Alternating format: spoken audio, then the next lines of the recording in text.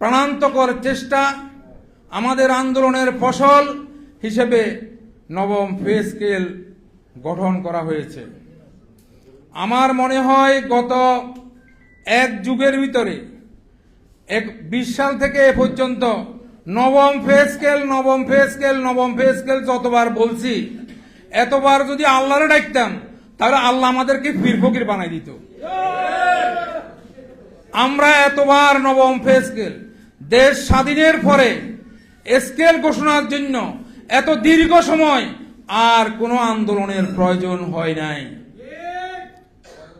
আমরা এই আন্দোলনের সাথে অনেক কষ্টের, সফলতার দুটো স্মৃতি আমাদের রয়েছে। মাহমুদ ভাই বলেছে এইসব বিষয়ে আর না বলতে, তাই আর বলবো না।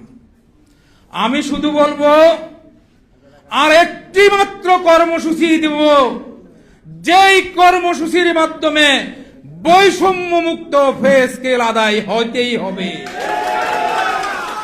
আপনাদের কাছে দাবি, একটা দাবি জানিয়ে আমি আমার বক্তব্য শেষ করব। আপনারা এখানে হান্নান ভাই আছেন, ওয়ারেস ভাই আছেন, মাহমুদুল হাসান ভাই সহ আপনারা যারা কেন্দ্রীয় নেতৃবৃন্দ আছেন, আপনাদেরকে শিখাই দেওয়ার কিছু আমাদের নাই। আপনাদের কাছে শিখার আমাদের অনেক কিছু রয়েছে। আমি আপনাদেরকে অনুরোধ করব, অবস্থান কর্মসূচি হোক, প্রধানমন্ত্রীর কার্যালয়ের অভিমুখে হোক, শহীদ মিনারের সামনে হোক, আমরা এখানে শুই থাকবো। আর একবার আন্দোলনে নামবো, বৈষম্যহীন পে স্কেল অবশ্যই ঘোষণা দিতে হবে।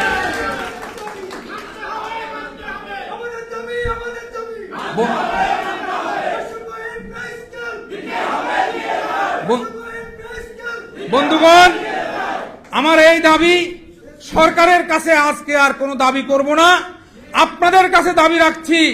আগামী দিনে আপনাদের অসহায়ত্ব দেখানোর কিছু নাই।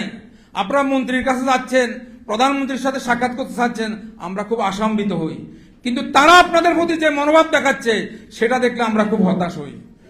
আপনাদের পিছনে সারা বাংলাদেশের সকল শ্রমিক কর্মচারী রয়েছে, তাতে আপনাদের অসহায়ত্বের কি আছে? সুতরাং সর্বশেষ বলবো, আসুন এমন একটি কর্মসূচি দেন, এক কর্মসূচি দিয়ে ঢাকা থেকে নবম পে স্কেল নিয়ে আমরা যেন ফিরে যেতে পারি, এই আশাবাদ ব্যক্ত করে আমার বক্তব্য শেষ করছি। খোদা হাফেজ। বাংলাদেশ জিন্দাবাদ।